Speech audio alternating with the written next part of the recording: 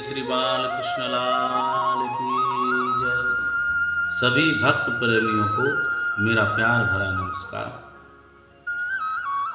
आज हम चर्चा कर रहे हैं निर्जला एकादशी व्रत की। निर्जला एकादशी व्रत क्या है, क्यों रखते हैं हम निर्जला एकादशी व्रत, और यह व्रत साल में केवल एक बार आता है, निर्जला एकादशी। निर्जला एकादशी का व्रत श्रीमद् भागवत जी में चर्चा आई है। अम्बरीश महाभागा, राजा अम्बरीश भारत के सम्राट थे, निर्जला एकादशी का व्रत रखते थे। ऐसे ही आज हमारे भारत के सम्राट हैं मोदी जी, जो नवरात्रों का व्रत रखते हैं। क्यों नहीं, हमारे राजा को व्रत रखना ही चाहिए, और राजा को नहीं, राजा के साथ साथ में प्रजा को भी व्रत रखना चाहिए। निर्जला एकादशी व्रत से हमको बहुत बड़े बड़े पुण्य प्राप्त होते हैं और बड़े से बड़े पाप नष्ट हो जाते हैं निर्जला एकादशी व्रत रखने से। वह निर्जला एकादशी व्रत है। सज्जनों, निर्जला एकादशी का बहुत बड़ा महत्व है। निर्जला एकादशी की चर्चा गर्ग संहिता में भी आई है, पद्म पुराण में भी आई है, नारद पुराण में भी आई है, और श्रीमद् भागवत जी में भी निर्जला एकादशी की चर्चा है। निर्जला एकादशी व्रत रखने से 100 अश्वमेध यज्ञ का पुण्य प्राप्त होता है। निर्जला एकादशी व्रत रखने से 1000 राजसी यज्ञ का फल प्राप्त होता है। और निर्जला एकादशी व्रत जो हम करते हैं, निर्जला एकादशी व्रत यदि हम नियम से करें तो हमारी 10 पीढ़ियां पितृपक्ष की तर जाती हैं, 10 पीढ़ियां मातृपक्ष की तर जाती हैं, और 10 पीढ़ियां पत्नी पक्ष की तर जाती हैं।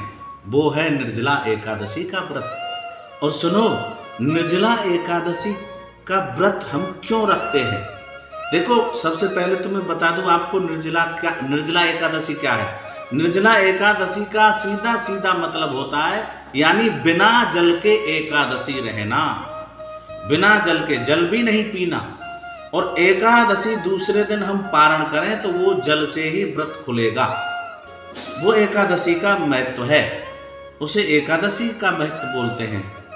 और निर्जला एकादशी व्रत रखने से मैंने आपको बताया हमको महाधन की प्राप्ति होती है।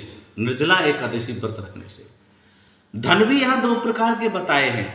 एक तो सांसारिक धन है, जो हम सांसारिक धन को संसार के यूज में प्रयोग कर रहे हैं, जैसे अपनी सुख सुविधा के लिए हम यूज में कर रहे हैं। सांसारिक धन हम कमाते हैं, लेकिन जब हम जाते हैं संसार को छोड़ करके तो ये सांसारिक धन संसार में ही रह जाता है।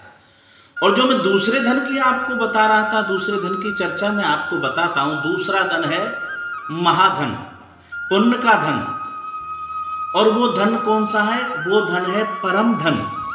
और परम धन हम किसे कहते हैं?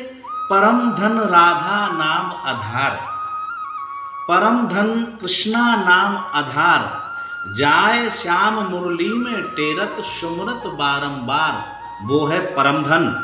और वही परम धन हमारे साथ जाएगा, संसारिक धन नहीं जाएगा।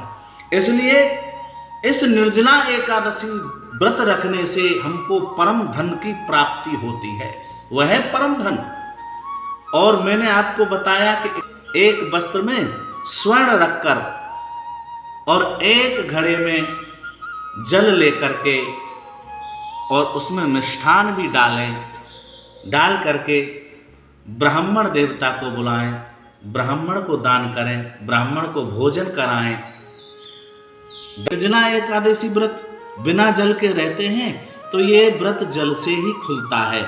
इसकी ये महानता है और इसकी ये विधि है।